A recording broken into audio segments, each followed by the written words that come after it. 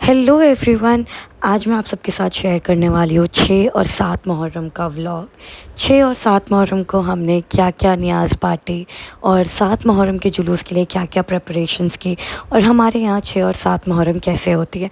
जैसे कि हम सब जानते हैं कि 6 मुहर्रम जनाब अली असगर अलैहिस्सलाम की शहादत से मंसूब है और 7 मुहर्रम जनाब कासिम अलैहिस्सलाम की शहादत से मंसूब है। प्लीज़ मेरी आवाज़ को अवॉइड करना, क्योंकि नौहा पढ़ के मातम कर कर के मेरी आवाज़ थोड़ी सी बैठ गई है और ऊपर से मौसम भी इतना चेंज होता रहा है तो कुछ समझ नहीं आ रहा था। अच्छा, उसके अलावा यहाँ पे थी 6 मुहर्रम की सुबह और सबसे पहले ढेर सारे क्रेट्स बन के जो है फ्रूट्स आ गए थे। फ्रूट्स हमारे यहाँ मेहंदी के लिए 7 मुहर्रम के दिन थाल में सजाए जाते हैं और उस पे होती है मन्नत। तो उसके रिगार्डिंग मैं आपको इन्फॉर्मेशन आगे दूंगी।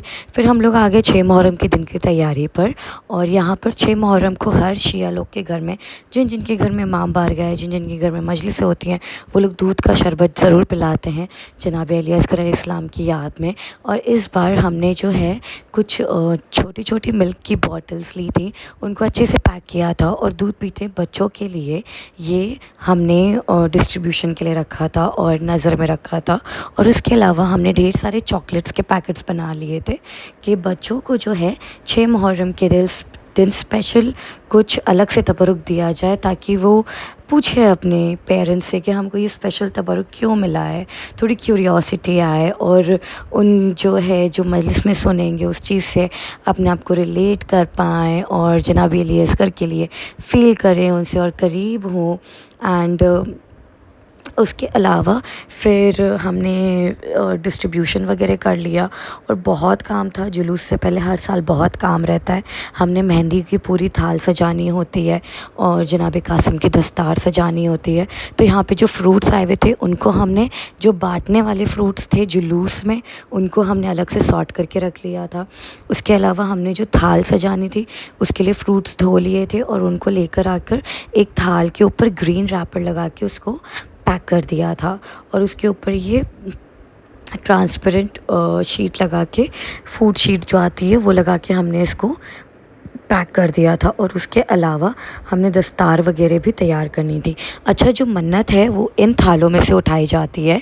ये इसकी बरामदगी होती है मजलिस के बाद। पहले जुलूस उठता है, जेंट्स मजलिस होती है, जुलूस उठता है, और जब जुलूस निकल जाता है तो जो औरतें रहती हैं वो जमा होती है और फिर एक छोटी सी मजलिस मसायब होने के बाद इन थाल को और दस्तार को बरामदगी होती है। और फिर उसके बाद जो है इसमें से मन्नत उठाई जाती है, और इसमें से जो भी दुआ करें, जो भी मन्नत उठाएं, स्पेशली शादी ब्याह और औलाद के लिए तो बहुत ज़्यादा होती है। और फिर जो है इस मन्नत को अगले साल जब 7 मुहर्रम आती है तो जिन लोगों की पूरी होती है वो लोग बढ़ा देते हैं। उसके अलावा हम लोग यहाँ पे दस्तार रेडी करनी शुरू कर दी थी। इस साल मेहंदी का जितना भी सामान था वो अल्हम्दुलिल्लाह अरेंजमेंट किया था अच्छे से। हमने इन सब चीज़ों को करबला से ये किया था, ख़रीदा था और करबला से लेकर आए थे, और यहाँ पे हमने दस्तार बनाने की तैयारी कर दी थी। हर साल जो है ना कुछ ना कुछ डिफरेंट करने की कोशिश करते हैं, कुछ ना कुछ और अच्छा करने की कोशिश करते हैं, कुछ ना कुछ बढ़ा के करने की कोशिश करते हैं। अगर आपको किसी भी चीज़ के बारे में डिटेल्स चाहिए हो या कुछ भी पूछना हो तो आप मुझे कमेंट्स करके ज़रूर पूछ सकते हैं, और मैं इनका लिंक भी आपके साथ शेयर कर दूँगी कि मेरा इंस्टाग्राम पेज है, उसके ऊपर भी काफ़ी सारी डिटेल्स आपको मिल जाएंगी। उसके अलावा जुलूस का जो सुबह में दोपहर में खाना खिलाना होता है उसकी तैयारी शुरू हो गई थी। एक तरफ वो इमाम बाड़े में खाना भी बन रहा था, एक तरफ इमाम बाड़े को दुल्हन की तरह सजाया जा रहा था, क्योंकि 7 मुहर्रम थी और जनाब कासिम अलैहिस्सलाम की मेहंदी की बरामदगी भी होनी थी। और इस जुलूस को लोग मेहंदी के जुलूस से भी जानते हैं, क्योंकि धीरे धीरे ये जुलूस जो है आगे बढ़ रहा है, और मेहंदी के वजह से मेनली जो है ये हमारे एरिया में फ़ेमस है। अच्छा, यहाँ पर जुलूस निकल चुका था, जुलजना की बरामदगी भी हो चुकी थी। उसका मेरे पास छोटा सा क्लिप था, but I tried finding it a lot, वो मुझे मिला नहीं।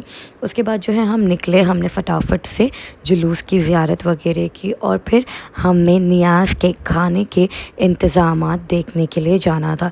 हमने फटाफट पूरे जुलूस की ज़ियारत कर ली और उसके बाद हम आ गए हॉल में।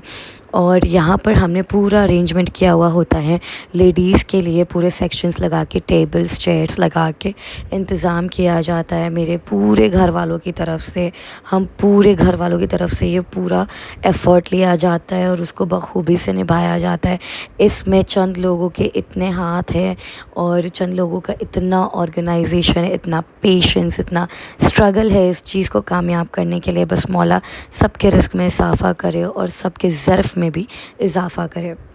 यहाँ पर खाना खिलाते खिलाते 4 घंटे लग गए थे। खाना खिलाने के बाद हालत बिल्कुल डाउन हो जाती है, कुछ भी करने की हिम्मत नहीं होती कि आगे इंसान शूट करे या कुछ करे। मैं इतनी थक गई थी, हम सब इतने थक गए थे क्योंकि हम 6 मुहर्रम की रात से 5 मुहर्रम की रात से लगातार जाग रहे थे ताकि हम इन सब चीज़ों को परफेक्टली वो कर सकें। और फिर हम खाना वगैरह खिलाकर हम हॉल से निकले, हमने जुलूस की ज़ियारत करी और फिर थोड़े से शॉट्स ले लिए ताकि आपके साथ भी शेयर करूं। और फिर उसके बाद जो है घर आ गए थे। घर आने के बाद खाया पिया और फिर हमने काम पे लगना था क्योंकि सिर्फ करना ही नहीं होता है, फिर बाद में भी बहुत सारे काम होते हैं और बाकी सारी चीज़ें होती है।